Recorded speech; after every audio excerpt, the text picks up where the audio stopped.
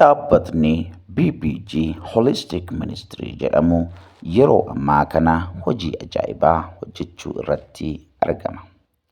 Dubartoota hojii saalquunnamtiitti bobba'an 600 ol irratti jijjiirama amalaa fi yaadaa kan fide dhaabbatni BPG Holistic Ministry jedhamu mootummaa irraa beekamtii guutuu argatee sirna eebbaa fi galateeffannaa qopheesseetii jira. Dhaabbatichi dhimma kana ilaalchisuun kaleessa magaalaa Finfinnee Boolee Friendshipiitti miidiyaaleef ibsa kenneetii jira.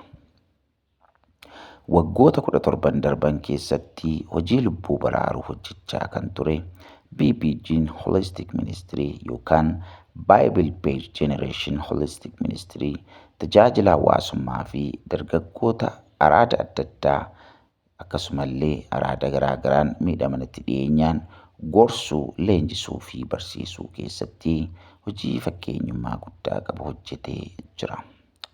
Bara 2001 magaalaa Dambidolloo keessatti kan hundeeffame dhaabbatichi achiis gara magaalaa guddoo biyyattii magaalaa Finfinneetti ol dhufuun halkan sa'aatii 3 hanga 9tti naannoo manneen dhugaatii fi hoteelotaatti argamuun dargaggoota, dubartoota hojii saalquunnamtii fi dhugaatiin manca'an naamusa jireenyaa akka baratan sagalee Waaqayyoo itti himuudhaan jijjiirama amalaa akka argatan taasisuu BPG Holistic Ministry'n ibseetii jira.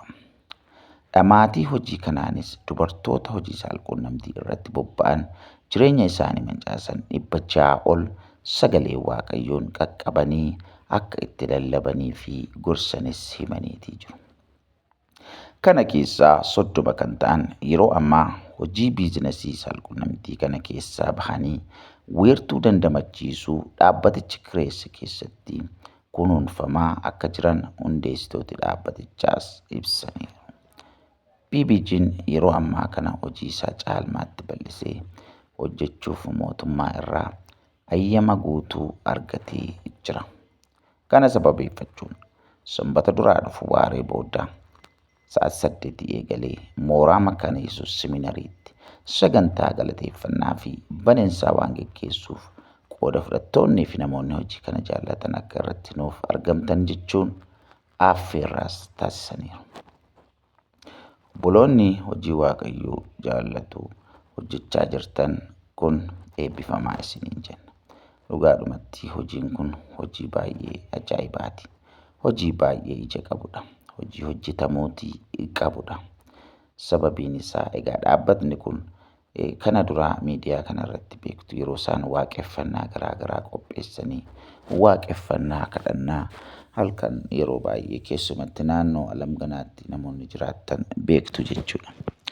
Amma immoo dhaabbati kun guddatee dhaabbata akkasittiin nama gargaaruu fi rakkina keessaa nama butee baasu ta'uu isaatti baay'ee gammannaa baay'ee nutti tola.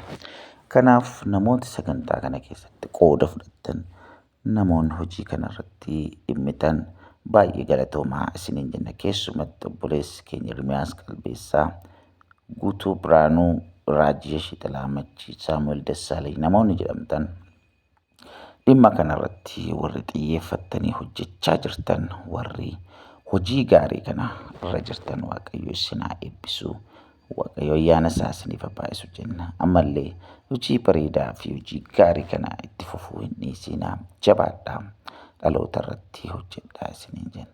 Hojiin kun egaa hojii baay'ee fakkeenyummaa gaarii qabuu fi hojii baay'ee irratti hojjetamuu qabudha.